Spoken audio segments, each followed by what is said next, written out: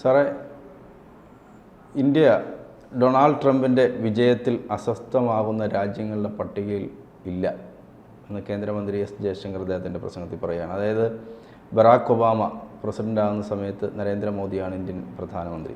അതിനുശേഷം Donald Trump ആദ്യം അധികാരത്തിൽ വരുന്നു, അപ്പോഴും നരേന്ദ്രമോദിയാണ് പ്രധാനമന്ത്രി. പിന്നീട് ജോ ബൈഡൻ വരുന്നു, അദ്ദേഹവുമായും നല്ല ബന്ധമാണ് നരേന്ദ്രമോദി കാത്തു സൂക്ഷിച്ചപ്പോൾ അങ്ങനെ നമുക്ക് അസ്വസ്ഥമാകേണ്ട കാര്യമില്ല. അങ്ങനെ അസ്വസ്ഥമാകുന്ന പല രാജ്യങ്ങളുമുണ്ട്. ഇന്ത്യയെ സംബന്ധിച്ച് അമേരിക്കയിൽ ഒരു ഭരണമാറ്റം ഉണ്ടാകുന്നു എന്നുള്ളതുകൊണ്ട് അസ്വസ്ഥമാകേണ്ടതില്ല എന്നാണ് അദ്ദേഹം പറയുന്നത്.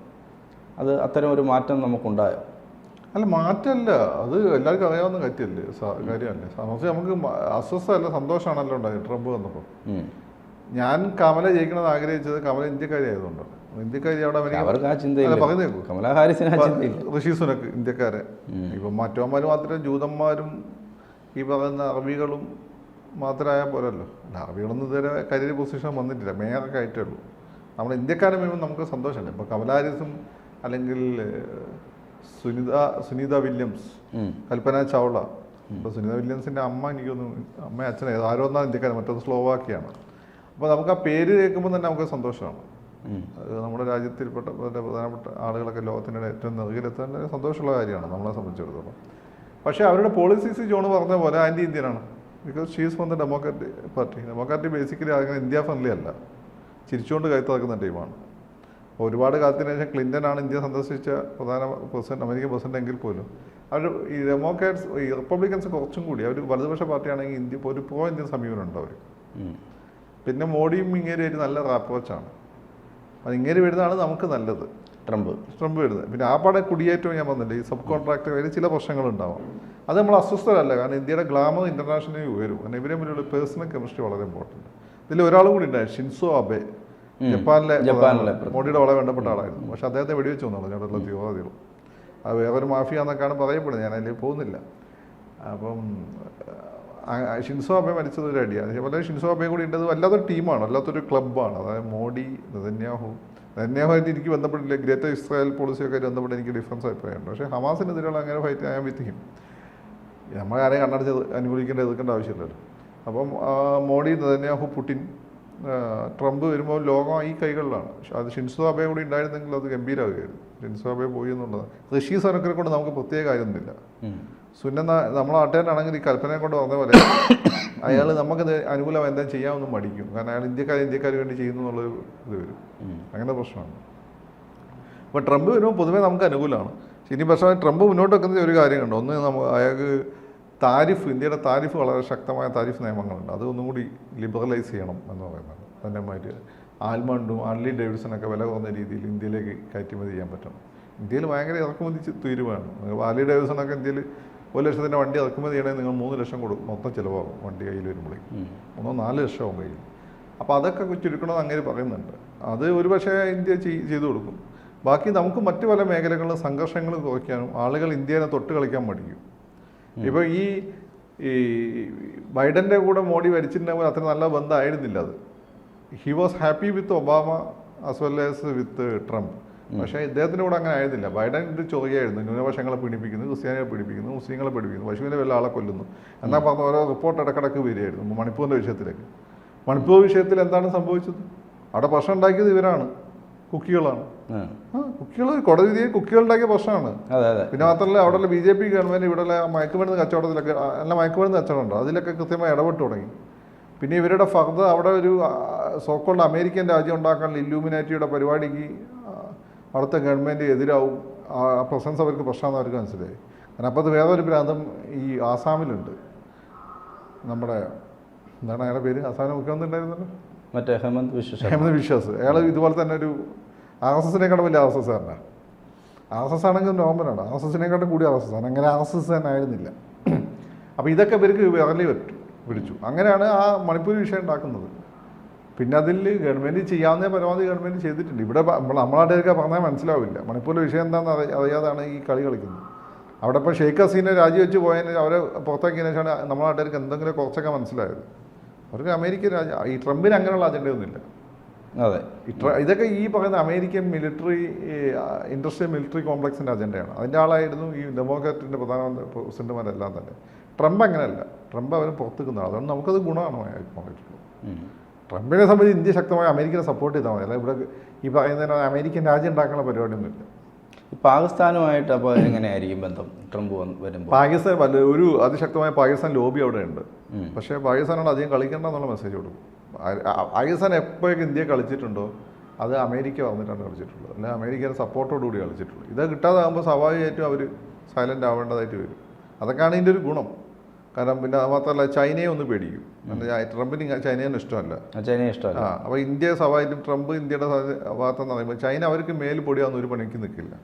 അപ്പോൾ ചൈനയെ ഒന്ന് മടിക്കും. സത്യത്തിൽ ഇന്ത്യയെ സംബന്ധിച്ചിടത്തോളം സുവർണ്ണ കാലഘട്ടമാണ്. ആകപ്പാടെ പ്രശ്നം BJPക്ക് 3 സീറ്റ് പാർലമെൻറ്റ് ഇല്ല എന്നുള്ളൊരു പ്രശ്നം മാത്രമേ ഉള്ളൂ. അതർവൈസ് ഇന്ത്യക്ക് നല്ല കാലഘട്ടമാണ് ഇൻ്റർനാഷണലി നോക്കും. കാരണം പ്രധാനപ്പെട്ട ലോക നേതാക്കന്മാരെല്ലാം ഇന്ത്യനാണ്. Trump, Putin, Benjamin Netanyahu. Saudi അറേബ്യയിലെ കിങ് ആണെങ്കിലും അങ്ങനെ തന്നെ. അദ്ദേഹം വളരെ റിഫോമറ്റീവ്, നമ്മളെയൊക്കെ പോലെയാണ് ഏതാണ്ട്. മനസ്സിലായില്ലേ? അതുകൊണ്ട് അങ്ങനെ വന്ന് എന്നെ അടുത്ത് പോകാൻ തട്ടു. വളരെ ലിബറൽ ആയിട്ടുള്ളൊരു മുസ്ലിമാണ്. അപ്പോൾ അങ്ങനെ പൊതുവേ നമുക്ക് അനുകൂലമാണ്. പക്ഷേ ഇറാനെ കാണാൻ ഒന്ന് 10 മണി. ഇറാൻ നമ്മളെ കൂടെ നിൽക്കുകയും ചെയ്യും, ഉള്ളിൽ കൂടെ പണിയുകയും ചെയ്യും. അങ്ങനെ സുഖമുണ്ട് ഇറാൻ. പാകിസ്ഥാൻ്റെ കൂടെ നിന്നുകൊണ്ട്. പിന്നെ ഇറാൻ കുറച്ച് മതബോധം കൂടുതലാണ്. ഇറാൻ്റെ ഏജൻറ്റുമാർ ഇന്ത്യയിലുണ്ട്. പാകിസ്ഥാൻ ഏജൻറ്റുമാരല്ല, ഇറാൻ്റെ ഏജൻറ്റുമാരുണ്ട് ഇന്ത്യയിൽ. ഇതൊന്നും പുറത്തുവിടാത്ത രഹസ്യങ്ങളാണ്. ഇറാൻ ഇന്ത്യ തീവ്രവാദത്തെ ഇൻഡയറക്റ്റ്ലി സപ്പോർട്ട് ചെയ്യുന്നുണ്ട്.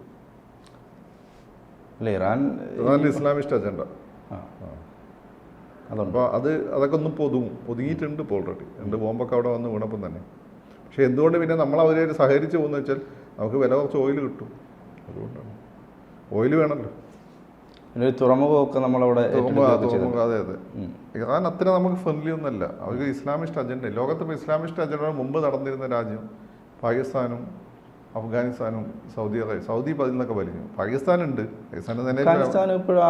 അഫ്ഗാനിസ്ഥാൻ അജണ്ട. പക്ഷെ എന്ത് ചെയ്യാനാ? ഇന്ത്യക്ക് അധികം മേയാനുള്ള ശേഷിയൊന്നും അവർക്കില്ല. സ്വന്തം കാര്യം നോക്കാൻ പോലും പറ്റില്ല. എനിക്ക് അവർക്ക് അവരുടെ ആ വൃത്തത്തിനുള്ളൂ. മറ്റ് ഇപ്പൊ ഇമ്മീഡിയറ്റ് ത്രെറ്റ്, പൊട്ടൻഷ്യൽ ത്രെറ്റാണ്. It's not immediate threat for India. മറ്റേത് മറ്റു രാജ്യങ്ങൾ. നമുക്ക് ഏറ്റവും വലിയ സൗദിയിൽ പുതിയ രാജാവ് വന്നപ്പോൾ അങ്ങേര് ഭയങ്കര റിഫോമിസ്റ്റ് മോഡേൺ മുസ്ലിമാണ്. അതിൻ്റെ ഒരു ഗുണമുണ്ട്. കാരണം അവിടെ നിന്നാണല്ലേ പൈസ കുത്തിത്തിരിപ്പേർക്ക് വന്നുകൊണ്ടിരുന്നത്. ഇറാൻ്റെ കയ്യിലൊന്നും അധികം പൈസ ഇല്ല. അവിടുന്ന് പൈസ ഉണ്ടോന്നാണല്ലേ അവന്മാർ മൊത്തം അവിടെ കളിച്ചുകൊണ്ടിരുന്നത്. അവിടുന്ന് ഖത്തറിന് ഇപ്പം പേടി വരും. അപ്പോൾ അത് ട്രംപ് വരുമ്പോൾ സ്വാഭാവികം ഇന്ത്യക്കെതിരെ ഒരുപാട് കളി വരുമ്പോൾ ട്രംപ് ഇടപെടും.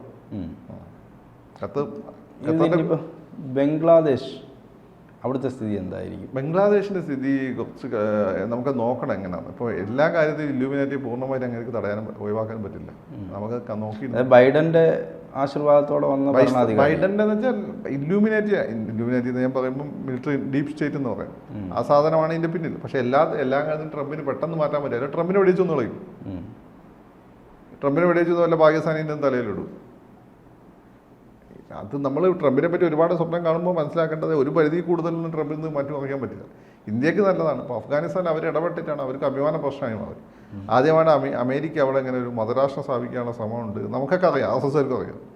അത് നമുക്കൊന്നും പറയാനുള്ള ധൈര്യം ഉണ്ടായിരുന്നില്ല, തെളിവുണ്ടായിരുന്നില്ല. ഇപ്പോൾ ഒരു പ്രധാനമന്ത്രി പറയുമ്പോൾ തെളിവായി. അത് അവർക്ക് ഭയങ്കര ഡാമേജ് കൺട്രോൾ മൂഡിലാണ് അവർ പോയിക്കൊണ്ടിരിക്കുന്നത്. അഭിമാന പ്രശ്നം കൂടിയാണ്. അപ്പോൾ അതുകൊണ്ട് അത് പരിധി കൂടുതൽ അതിൽ ഇടപെടാൻ പറ്റും എനിക്ക് തോന്നുന്നില്ല തൽക്കാലം. അല്ലെങ്കിൽ അമേരിക്കയിൽ മാറ്റം വേണ്ടേ military industrial complex. Military industrial complex ആയി ജൂതന്മാരൊക്കെ ഉണ്ട്. അപ്പോൾ നിങ്ങൾ ഇസ്രായേൽ ഇന്ത്യയുടെ കൂടെ അല്ലേ? അതൊക്കെ ശരി തന്നെയാണ്. പക്ഷേ ബിസിനസ് ഈസ് ബിസിനസ്. ഇന്ത്യയുടെ ഇന്ത്യക്ക് എന്തൊക്കെ നേട്ടം നമ്മൾ നേരത്തെ ചർച്ച ചെയ്ത ഇലക്ഷന് മുമ്പ് ഇന്ത്യക്ക് ട്രംപ് വന്നാൽ എന്താണ് നേട്ടം? ഏറ്റവും വലിയ നേട്ടം ഇന്ത്യയുടെ ഇൻ്റർനാഷണൽ സ്റ്റാച്ചർ ഉയരും എന്നുള്ളതാണ്. 2 താരിഫ് നിയമങ്ങളൊക്കെ ഒന്ന് ലിബറലാവും. അത് ഇന്ത്യക്കാർ ഗുണം ചെയ്യും. കാരണം നമ്മൾ ഗവൺമെൻറ് ഇങ്ങനെ പിടിച്ചോണ്ടിരിക്കുകയല്ലേ, അത് ഗുണം ചെയ്യും. പക്ഷെ അങ്ങനെ താരിഫ് നിയമങ്ങളെല്ലാം തന്നെ കുറച്ച് ലിബറലൈസ് ചെയ്യുമ്പോൾ പക്ഷേ നമ്മുടെ സാമ്പത്തിക ഭദ്രത അപകടത്തിലാവും. നമ്മളിപ്പോൾ വലിയ ലോകത്തെ ഇക്കണോമിക് ക്രൈസിസ് നമ്മളെ ബാധിക്കാതെ നമ്മുടെ ബാങ്കിങ് സിസ്റ്റമൊക്കെ സ്ട്രോങ് ആയതുകൊണ്ടാണ്. നമ്മളെ പല താരിഫൊക്കെ ഉയർന്നു നിൽക്കുന്നുണ്ട്. പലതും നമുക്ക് തോന്നിയ പോലെ ഇറക്കുമതി ചെയ്യാൻ പറ്റുന്നില്ല. അപ്പോൾ അതിൻ്റെ നമ്മളിവിടെയുള്ള കർഷകർക്ക് പ്രൊട്ടക്ഷൻ കൊടുക്കാൻ പറ്റുന്നുണ്ട് പല മേഖലകളും. അതൊക്കെ ചിലപ്പം നമുക്ക് കോംപ്രമൈസ് ചെയ്യേണ്ടി വരും. അപ്പോൾ ഇക്കണോമി കുറച്ചൊരു വൾണറബിൾ ആവാൻ ദീർഘകാലാടിസ്ഥാനം നോക്കുമ്പോൾ ചിലപ്പം ട്രംപ് അത് ആവശ്യപ്പെടും. ഇക്കോണമിയുടെ കാര്യത്തിൽ ഇന്ത്യ ലിബറലൈസ് ചെയ്യണമെന്ന് ആവശ്യം, കൂടുതൽ ലിബറലൈസ് ചെയ്യണമെന്ന് ആവശ്യപ്പെടും. അത് നമുക്ക് ചിലപ്പോൾ ചെയ്തു കൊടുക്കേണ്ടതായിട്ട് വരും. അപ്പോൾ ഇക്കോണമി കൂടുതൽ വൾണറബിൾ ആവും. മോഡി വേറെ ശ്രദ്ധിക്കുന്ന ഒരു ഫാക്ടർ. മോഡി എന്തുകൊണ്ടാണ് ഈ വലത് കാശക്കാർ വിചാരിക്കുമ്പോൾ കണ്ണുടച്ച് റിഫോമിസ്റ്റ് അല്ലല്ലോ മോഡി. ഇയാളൊരു ഒറിജിനൽ പിണറായി വിജയൻ എങ്ങനെ ആയിരിക്കുമോ അതുപോലെയാണ് മോഡി പോകുന്നത്. ഒരു ഇടതുപക്ഷ സ്വഭാവമാണ് അദ്ദേഹത്തിൻ്റെ സമീപനങ്ങളുള്ളത്. എളുപ്പം റിഫോംസ് ഒന്നും കൊണ്ടുവരാൻ സമ്മതിക്കുന്നില്ല. പൊതുമേഖല നഷ്ടം ഉണ്ടാക്കുന്ന പൊതുമേഖല തള്ളി കളയുമ്പോൾ തന്നെ സെൽഫ് സഫിഷ്യൻസി ഇന്ത്യയിൽ എല്ലാ മേഖലയും ഉറപ്പുവരുത്താൻ വേണ്ടി അദ്ദേഹം ശ്രമിക്കുന്നുണ്ട്. ഇതൊക്കെയാണ് മോഡിയുടെ ഒരു പ്രധാനപ്പെട്ട, ഇതൊക്കെ ഇടതുപക്ഷക്കാരുടെ സ്വഭാവമാണ്, ഇതൊക്കെ മോഡി ചെയ്യുന്നുണ്ട്. അപ്പോൾ അതുകൊണ്ട് ആ മേഖലകളിലൊക്കെ നമുക്ക് ചിലപ്പോൾ ഒന്ന് കോംപ്രമൈസ് ചെയ്യേണ്ടതായിട്ട് വരാൻ സാധ്യതയുണ്ട്. നമുക്ക് നോക്കി അത്രേ പറയാൻ പറ്റുള്ളൂ. നമുക്ക് നോക്കാം. കൂടുതൽ വാർത്തകളും വിശേഷങ്ങളും നിങ്ങളിലേക്ക് എത്താൻ ABC മലയാളം സബ്സ്ക്രൈബ് ചെയ്യുക, ബെൽ ബട്ടണും അമർത്തുക.